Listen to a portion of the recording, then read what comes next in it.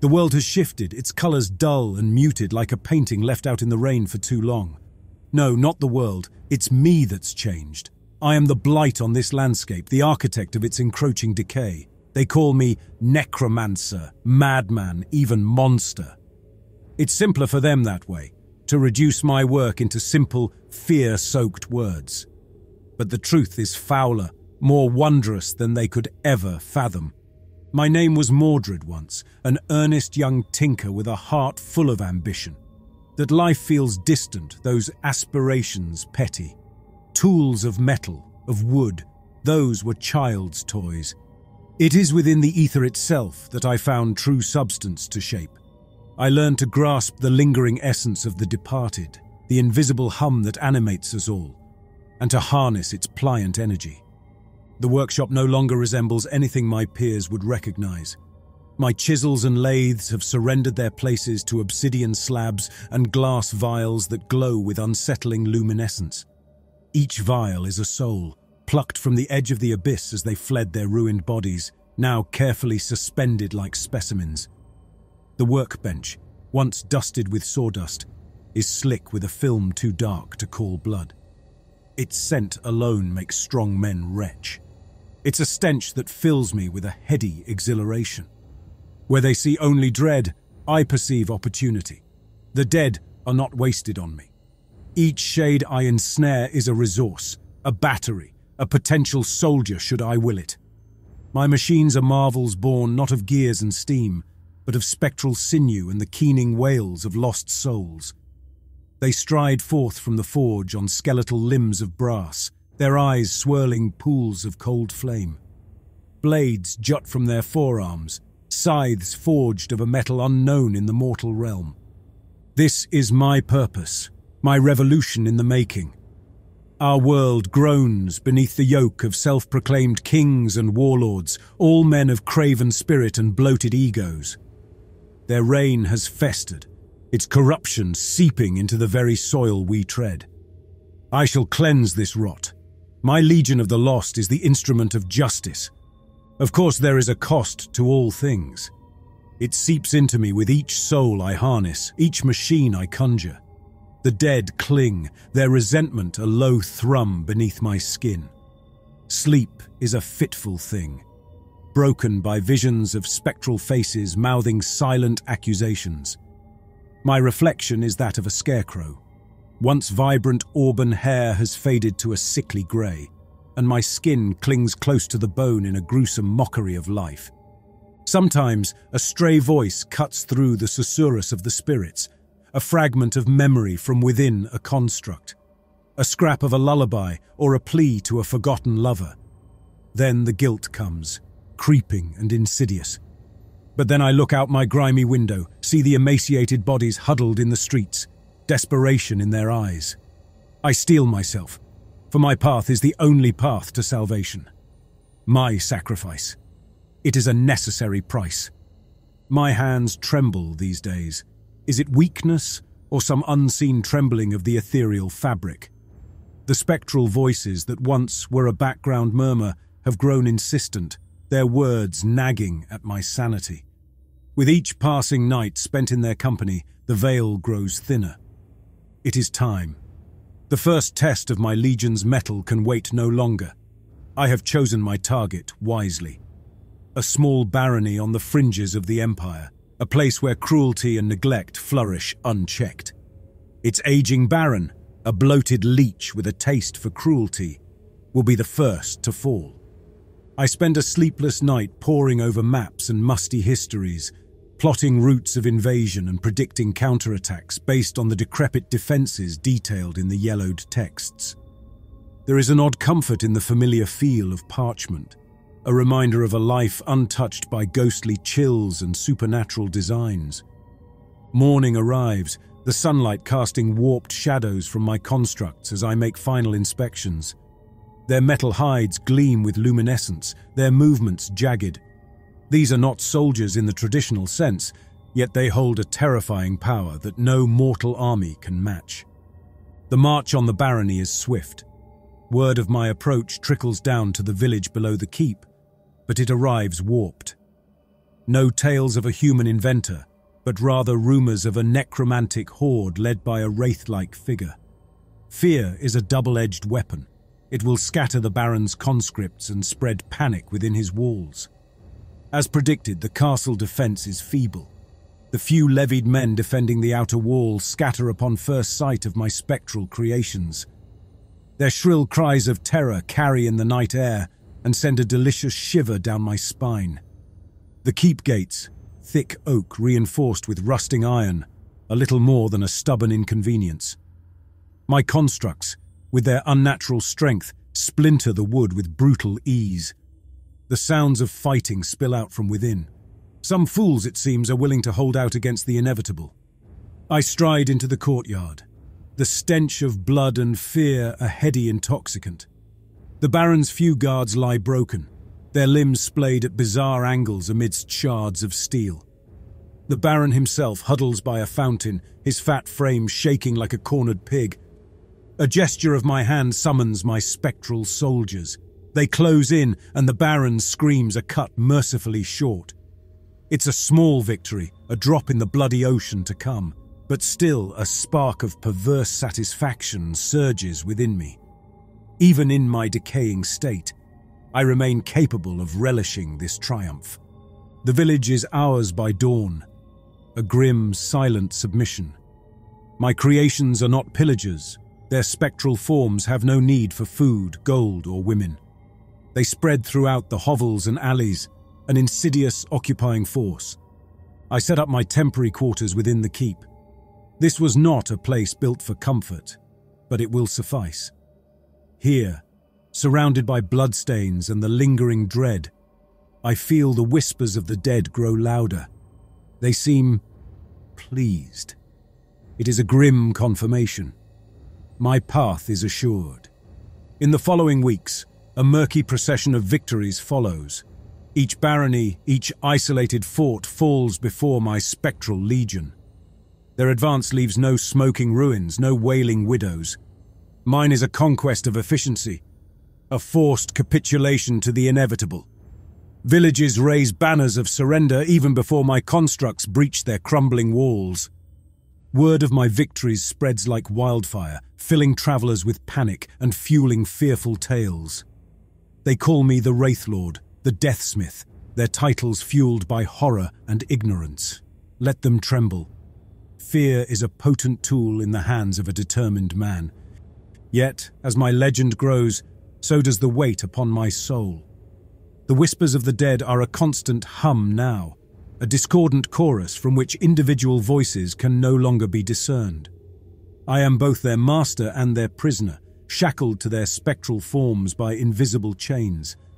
My reflection is a skeletal mockery of the man I once was, a spectre haunted by eyes that burn with the cold fire of the netherworld. Sleep offers no respite, only fevered dreams of a world remade. I see myself seated upon a throne of bones, the wailing dead a carpet beneath my feet. It is a vision both glorious and repulsive. Am I a savior, or a harbinger of a new and even darker age?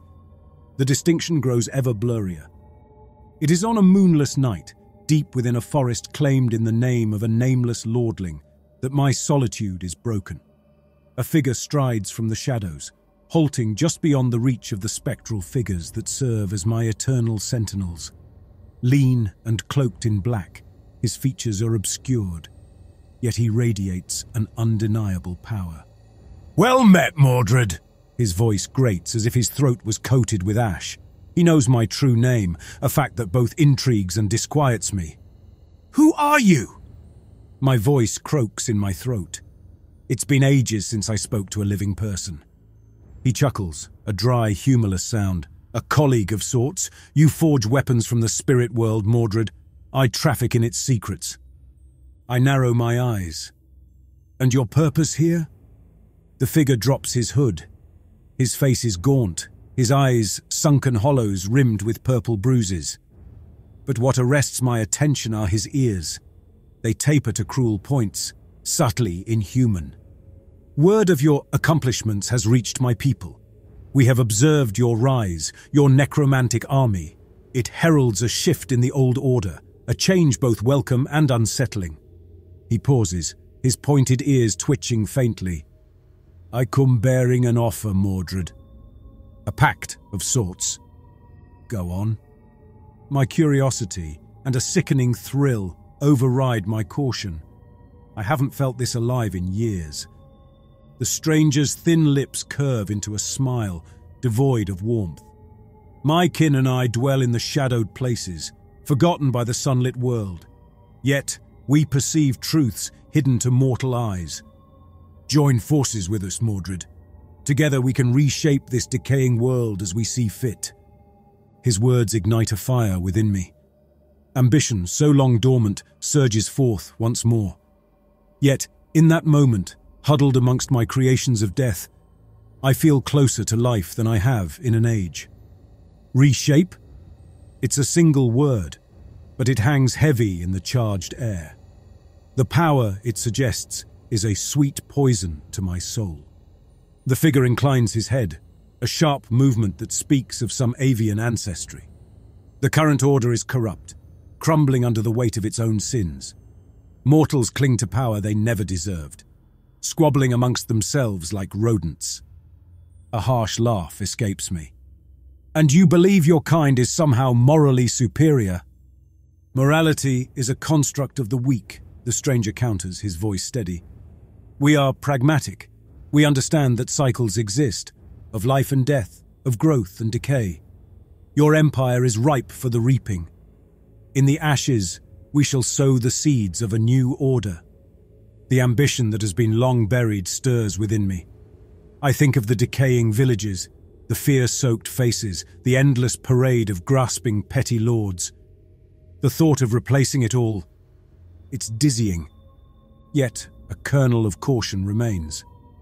I've no intention of becoming someone's pawn, I reply, injecting steel into my voice. A knowing smile twists the stranger's thin lips. We have always preferred alliances to servitude. Think of me as an emissary, Mordred. I represent a power long forgotten by your kind, a power that sees potential in your works. He extends a hand. We offer knowledge, resources, and a reach that would make your current conquest seem but child's play. In return, your spectral legions will swell our ranks when the time of reckoning comes. It is a bargain struck in the heart of darkness. Yet, something about the stranger's offer rings true. His kind, whatever they are driven by a dispassionate pragmatism that aligns with my own growing ruthlessness. I have spent my nights shackled to the spirits of the dead, communing with them, battling against their encroaching touch, learning the true extent of their otherworldly might. They are a fearsome weapon, but I sense their full potential lies yet untapped. This pact could be the key to unlocking it. My hand, skeletal and cold, grasps his. The touch sends a jolt through me, a sensation not of electricity, but of something older and far more primal. A smile pulls at my lips as I realize that not only have I found allies, but possibly I have met my future rivals. All the more delicious. Tell your people, I say, my voice rough with the thrill of anticipation, that they have themselves a bargain. The world will soon know the true extent of my power. The stranger's smile widens, revealing pointed teeth that glint faintly in the moonlight. The pact is sealed. A sense of exhilaration washes over me, momentarily eclipsing the unease that festers beneath. New possibilities unfurl before me, a web woven from ambition and power. His grip tightens for a heartbeat, and a surge of alien energy floods my senses. Images flash behind my eyes, vast cavernous spaces shrouded in darkness, figures with razor-sharp claws and eyes that burn with cold hunger. It's a glimpse into the world I've unwittingly entangled myself with, a world that chills even my decaying soul. He releases my hand abruptly, the energy receding as swiftly as it came. Knowledge will be relayed through whispers on the wind, Mordred. He rasps. Seek them out. They will guide you. With that, he turns and melts back into the shadows, his form dissolving with an unsettling fluidity. Hesitation stirs within me. a remnant of the cautious man I once was. But it is quickly extinguished by the flames of ambition that have been reignited within. This pact may be a Faustian bargain, but the alternative, a slow, decaying existence shackled to the whispers of the dead. No, I crave a different fate. I will carve a new order from the ashes of the old, even if it means becoming a monster in the process. I stride back towards my keep. The spectral figures that flank me seem to stir, the glow emanating from their ethereal forms intensifying in response to my unspoken command. They are but tools, puppets dancing to the tune of my will. Yet within them lies a potential for unimaginable power, a power I now have access to unlock. Sleep offers no solace this night. Visions dance behind my closed eyelids, spectral warriors imbued with unimaginable strength. Legions decimating mortal armies in a single, devastating blow. The human empire will crumble, and from its ruins, a new dominion will rise, led by a man who straddles the line between life and death, a harbinger of a darkness that will eclipse anything the world has ever known. And I, Mordred the Wraithlord, the Deathsmith, will be its architect. The whispers came not as a sudden cacophony, but as a gradual infiltration. At first, they were mere pinpricks of sensation, fleeting wisps of alien thought brushing against the edges of my consciousness. But with each passing night, they grew bolder, weaving themselves into a cacophony of fragmented images and disturbing pronouncements. These weren't the mournful pleas and accusations of the spirits I'd bound. This was something colder, more calculating. It was a strategic exchange, an instruction manual delivered in a language of primal urges. Images of forgotten rituals flashed before my eyes, sigils carved into bone, offerings of vitae poured onto smouldering altars. The instructions were brutal, demanding more sacrifices. I needed more power to act as a conduit between my world and theirs. Sleep became a stranger. The whispers filled the void, their insistent demands eroding the last vestiges of my humanity. My reflection offered a horrifying confirmation. Gone was the gaunt inventor, replaced by a hollow-cheeked wraith with eyes that burned with hunger. Then, one blood-soaked dawn, the whispers morphed into a single command: the cleansing. My spectral legion, once content to stand guard, stirred with a terrifying purpose. Fear, not for myself but for the world I had vowed to save, twisted my insides. This wasn't liberation. It was a descent into a darker kind of tyranny. But before I could falter, before the seed of doubt could take root, a gruesome realization struck me. The whispers had become addictive. They filled the void left by my fading humanity, offering a twisted sense of purpose. I craved their pronouncements, the raw power they promised. The cost of defying them felt unimaginable. A descent into a lonely madness. With a grim acceptance, I steeled myself. The cleansing would begin. The Empire's fall wouldn't be swift but methodical, a slow and agonizing chokehold fueled by the blood of innocence. A pang of regret sparked within me, but it was quickly extinguished by the icy tendrils of ambition and the addictive whispers that now ruled my every thought. The world would burn, and from the ashes a new order would rise, led by a monster who had traded his soul for power. I've chosen a remote village, an unassuming cluster of thatched roofs amidst rolling fields as the stage for the cleansing. A surge of satisfaction floods my veins as a spectral soldier bursts through the tree line, his ethereal form crackling with energy. He screeches, a blood-curdling cry that cuts through the night, a summons to his peers. The night transforms. Dozens, then hundreds of spectral warriors materialize from the shadows. Once my loyal army, they now look at me with eyes that burn with a dreadful, anticipatory light. They understand the purpose of this gathering. The village lies bathed in the silvery glow of moonlight, blissfully ignorant of the coming horror. A cruel smile tugs at my lips. I raise a skeletal hand in a silent signal. The cleansing begins. The first wave of spectral soldiers surges forth. They crash into the ramshackle homes with a bone-jarring impact, their forms solidifying into a terrifying visage of metal and malice.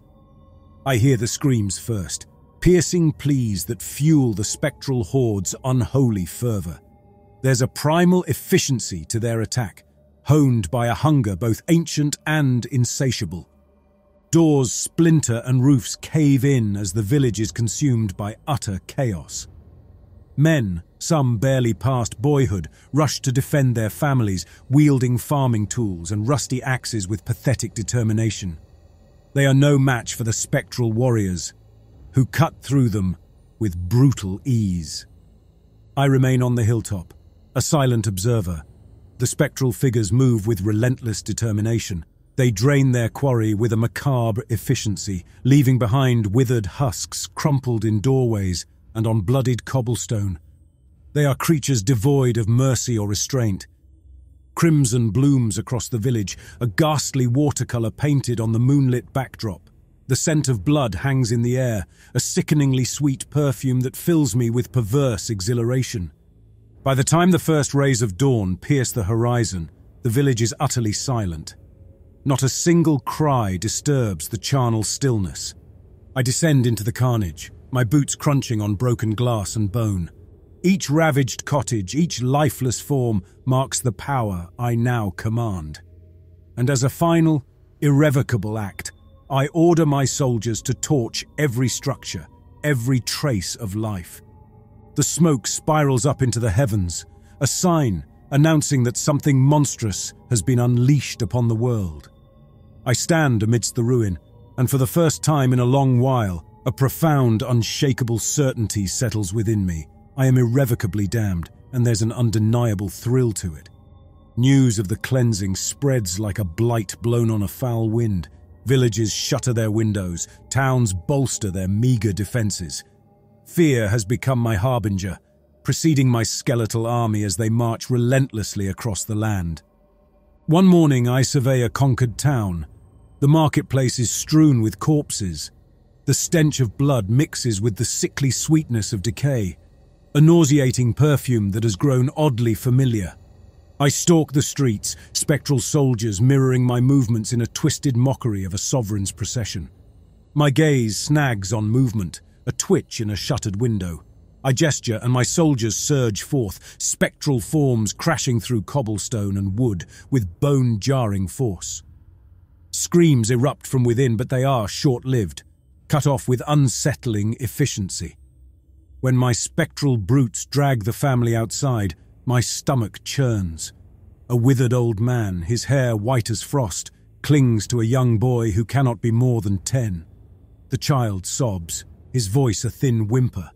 The mother is already gone, another lifeless husk lying amidst the shattered remnants of her home. I force myself to look away from the raw terror in the boy's eyes, to turn away from the old man's pleading. But the whispers are a relentless tide, and I am drowning. In that moment, I realize that resistance is as impossible as trying to stem the flow of a raging river. My hesitation is not from compassion, but from a trace of self-preservation. In the end, even that is swept away. I lift a skeletal hand, a signal that dooms them both. The old man's cries turn to feeble curses, and the child who still had innocence in his tear-filled gaze, simply stares at me as the spectres descend. Later, I retch into the dirt, my body rejecting what my soul cannot. There is blood on my lips, and bile, but no relief from the roiling disgust within me. It's a small comfort amidst the all-consuming certainty that I've crossed a line. From there, it's only a matter of how far down into the abyss I'm willing to plunge. My spectral legion has become an army, bloated with restless souls and infused with the raw, dark power the whispers craved. They move with unnatural speed and strike with bone-shattering force. Towns crumble before them, their ill-trained militias scattering like dry leaves before a gale. The cleansing continues, a relentless wave of death that leaves the land scarred and silent. News of my campaign reaches the ears of the Empire's crumbling leadership. Panic fuels their rotting core. I picture them in their gilded halls, these preening lords and self-proclaimed kings, squabbling over countermeasures even as death encroaches. Their response is as predictable as it is pathetic. They dispatch an actual army, men with iron armor and bloodied swords who still believe the old ways of war can counter my otherworldly creations. They are tragically wrong. The battleground is a desolate moor, a stretch of land withered and grey, as if the land itself recoils in horror from what is to transpire. The first rays of dawn paint the landscape in hues, turning the rising mist into spectral shrouds clinging to the earth. Their army is a pathetic sight, their formations rigid and slow. They march forth beneath banners stitched with pompous sigils and tired slogans. They are men frozen in the amber of antiquated tactics, relics ill-suited to counter the nightmare I have unleashed upon their world. My spectral figures emerge from the mists, a counterpoint to the human army. They surge forth, a wave of writhing shadows and skeletal limbs glinting in the pale sunlight. At my command, they crash into the Empire's vanguard, spectral steel meeting mortal flesh in a storm of butchery. Arrows arc upwards, a futile gesture, their tips merely passing harmlessly through spectral forms. I watch in morbid fascination as the human ranks break, the ground becoming a canvas sprayed with blood. Their screams form a discordant soundtrack to the slaughter, each cut-off shriek an affirmation of my inevitable victory. Their commander, a grizzled, scarred veteran bedecked in tarnished armor, rallies what remains of his troops. He bellows orders, his voice filled with desperation. There's a perverse nobility about him, an attempt to impose order on a scene of escalating madness. But even he must perceive the futility of his cause. This is not a battle. It is an annihilation. The commander locks eyes with me, and for the briefest of moments I glimpse a disturbing reflection of my own decay. His once proud gaze is now laced with terror and grim realization. Then he charges, sword raised, not in some gallant gesture of defiance, but with the weary resignation of a man rushing headlong into his own oblivion. I do not raise a hand to stop him. His death will be swift, a final act of mercy amidst the theatre of war I've created. I watch as spectral claws rip through him, tearing flesh and snapping bone as if he were a child's toy. In another life I might have pitied him. When the sun finally dips below the horizon, the moor belongs to me. The only sounds are the moans of the dying and the crackling of fires as my spectral soldiers dispose of the corpses. Victory, it seems, leaves a bitter aftertaste, one indistinguishable from disgust. And in the blood-soaked heart of what remains of Mordred, a terrible, undeniable thrill stirs. Victory has begun to feel hollow. Each conquest brings not a surge of satisfaction, but emptiness. The whispers that were once a chorus of promises have become a singular, monotonous drone. They demand, and I obey, a puppet bound to their ravenous appetite. My body, already a skeletal mockery, becomes a mere vessel for their insatiable hunger. The once familiar sting of sunlight is now a burning agony. I withdraw into the deepest chambers of my conquered keeps, cloaking myself in shadow. I move only under the cover of night, a phantom commanding phantom legions. Even when I close my eyes, I no longer see darkness, but a world bathed in luminescence, where the spectral energy of my creations shines through. My detachment from the mortal world grows with each passing night. The taste of food has become a distant memory, the need for sleep an illusion. I exist in a constant state of half-life, my flesh clinging precariously to bone, an afterthought to the ravenous entity that is coalescing within me. The only time I feel a semblance of vitality is amidst the carnage I create. Reports trickle in through mortal scouts and terrified villagers. Resistance against me is futile, yet it persists. Clusters of knights charge into battle, clutching relics and chanting archaic prayers. I find a terrible amusement in such gestures. These brave but foolish men are lambs charging blindly towards the slaughter. There is one, however, who stirs an unsettling curiosity within me. The reports call him the Paladin. Clad in gleaming armor, wielding a sword rumored to be blessed, he has become a figure of hope for those who still dare to resist. He is by any measure insignificant, a single man against my unstoppable horde. Yet tales of his courage and resilience reach even my shadowed chambers. Word arrives of another stand he's organized. This time, not a mere skirmish, but a gathering of malcontent knights and pious fools. It is to be a battle pitched near the ruins of a once holy abbey, a last bastion of defiance against the darkness I represent. The paladin represents an irksome counter-narrative, a denial of the inevitable. His destruction would be yet another blow to those dwindling embers of defiance, another confirmation of my dominion. Yet a darker urge stirs within me. It is an ambition tempered by curiosity, a desire not merely to crush this symbol of resistance, but to break him, to force him to witness his inevitable failure and the triumph of the new order I represent. I descend upon the battlefield at the head of a vast spectral army. The once sacrosanct ground of the abbey is already choked with the unbreathing forms of my legions. The paladin and what remains of his ragged force stand defiant in the shattered courtyard. His armor shines in the weak sunlight, a pathetic attempt to ward off the creeping darkness. The clash is brief and brutal. Even as I watch from afar, I sense a touch of grudging respect. He is skilled, a lifetime of warfare honed into every swing of his blessed blade.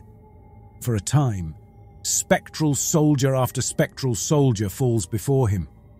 But it cannot last.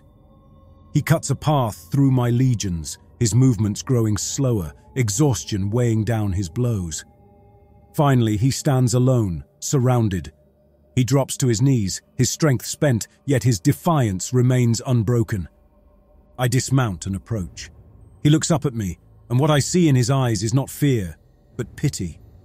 Perhaps he sees me for what I truly am, not the invincible harbinger of doom I pretend to be, but a doomed soul trapped within a decaying shell. "You are lost," he wheezes, his voice trembling with exertion. "There is still time. Renounce this darkness." I raise a skeletal hand, and his defiance is extinguished. Yet, as my spectral soldiers drag his corpse away, a strange, unsettling emptiness settles upon me. I have broken a symbol, not a man. My victory feels indistinguishable from despair. In the aftermath of the paladin's destruction, the whispers withdraw. I am left alone in the ruined abbey, surrounded by the silence my victory has wrought. It's a familiar silence now, a constant companion in this blighted existence. The empire crumbles with alarming speed. Its armies are shattered, its cities left hollow shells inhabited only by cowering souls ripe for the cleansing. There is nothing left to conquer, only a vast wasteland awaiting my skeletal dominion. It should be a moment of triumph, yet I find myself perched upon a throne made of blackened bones, staring into the abyss of my own victory. I have become what I once despised, a tyrant of unparalleled might, ruling over a graveyard. Each day is a torment. The whispers have retreated into a sinister silence, leaving me with the haunting memory of my own guilt-soaked thoughts. In my weakened state, memories of the man I once was resurface, not as a comfort, but as an accusation. I see my younger self, the hopeful tinkerer with a heart yet untouched by the spectral energy. What would he think of the monster I have become? I venture into the stark sunlight, an act that sends shockwaves of agony through my decaying body. I must know if any sliver of humanity remains within my tattered form. The villagers recoil from me in terror, their eyes filled with a hatred so stark it pierces even my shattered soul. There is no trace of their old fear. This loathing they harbour for me is something deeper, more profound. In their eyes I see not a man, but a plague made flesh, a harbinger of the final end they so desperately dread. And with a terrible certainty, I realize they are right. Back in the shadowed halls of my conquered keep, I call upon the whispers. They are my creators, my keepers, perhaps even my executioners. They must grant one final gift, or perhaps a final punishment. There is a pause, a stretching of time that makes the hair on my neck stand on end. Then the whispers respond, not with their usual ravenous glee, but with a chilling clarity. They speak of forgotten rites, of a sacrifice so steeped in darkness that even they hesitate. It is a way, they hiss, to focus their immeasurable power within a single vessel, to make me the embodiment of the new order I have wrought. They warn of pain unlike any I've known. They speak of merging my decaying form with the spectral essence, of becoming something less than human, yet infinitely more powerful. It's a monstrous proposition, yet in the emptiness of my existence, I see it not as a punishment, but as a warped kind of salvation. Without hesitation, I agree. The ritual takes place in the heart of my domain, beneath a starless sky. I am stripped bare, placed upon a sacrificial altar of obsidian. My spectral army surrounds me, burning with fervor. The whispers surge around me, an icy vortex of power. Their energy sears my flesh, tearing at what remains of my mortal form. The pain is excruciating, a relentless assault that would have shattered the mind of the man I once was. But that man is long dead. All that remains is a vessel for something far darker, far more terrible. I scream. Or perhaps the scream is not my own, but a primal howl rippling forth from the spectral vortex that engulfs me. Through the pain-induced haze, I see my legions dissolving, their forms flowing into me, a torrent of spectral energy that threatens to consume me utterly. My body contorts, bones snapping and reforming. The last vestiges of flesh melt away, leaving only a skeletal frame infused with the glow of spectral power. My consciousness, the last shard of Mordred, fights to remain amidst the storm, to retain some sense of self within this transformation. And then it ends. The world snaps back into horrifying clarity. I have become something new, something that transcends the boundaries of life and death. I am the Wraith Lord, the Deathsmith, and more. I am a conduit of the spectral realm, a vessel for its insatiable hunger. Power boundless and terrible courses through me. The whispers are gone, absorbed into my very being. I am my own master now, and my world. It is a canvas awaiting its final bloody masterpiece. Decades turn to dust in my wake. The empire I shattered is a fading memory, its squabbling kings and proud houses reduced to footnotes in the blood-stained history of my reign. My legions march still, but not to conquer. They merely maintain. My skeletal form, a conduit of spectral power, no longer decays. There is nothing left to wither. My existence is a twisted mockery of life, an immortal engine of death and oppression. Across the blasted landscape, cities rise. Not monuments to progress or hope, but sprawling necropolises where the living toil in service to my insatiable legions. Here, spectral energy is harnessed, raw power used to feed my armies and fuel the expansion of my skeletal dominion. Fear reigns supreme. The once vibrant patchwork of cultures and kingdoms has been crushed into a grey uniformity punctuated by the silence of mass graves. Resistance, should it dare to stir, is swiftly, mercilessly snuffed out. The figure they once called the Wraith Lord is now a distant myth, a fearsome legend spoken of by shivering firelight. I rarely walk amongst my subjects, preferring the cold isolation of my fortress tomb. It is not shame that drives me into seclusion, but a terrible boredom. Conquest has lost its allure. There is nothing left to covet, no challenge to overcome. The hunger that drove my rise to power, it too has faded, leaving a void within my skeletal frame. On a moonless night, I stand at the ramparts of my skeletal keep, gazing out at the empire I have forged. Below, the courtyard swarms with my skeletal legions. Their movements a macabre parody of life. In that moment, a feeling of revulsion engulfs me. There is no glory in this, no purpose. I am not a liberator, nor am I truly a king. I am a blight upon the world, a warden of an empire built from death and despair. And for the first time in decades, something long dormant stirs within me. Regret. A single defiant act still lies within my power. With a surge of will, I focus the entirety of the spectral energy that courses through my form, channeling it downwards into the earth itself. The ground beneath my citadel trembles and then erupts in a blinding flash. The world becomes blinding white, a searing pain, and then nothingness. Generations later, travelers come upon a blighted wasteland, a place where the very earth seems corrupted. At its heart lies a crater, its edges smooth and glassy, an impossible formation in the landscape. Stories persist, of course. Tales of a skeletal tyrant who consumed himself along with his terrible dominion. And amidst those tales, perhaps a glimmer of something else circulates. A legend of sacrifice, of a final act strangely intertwined with redemption. They are just stories, passed down through the ages. But then again, legends are all the legacy I deserve.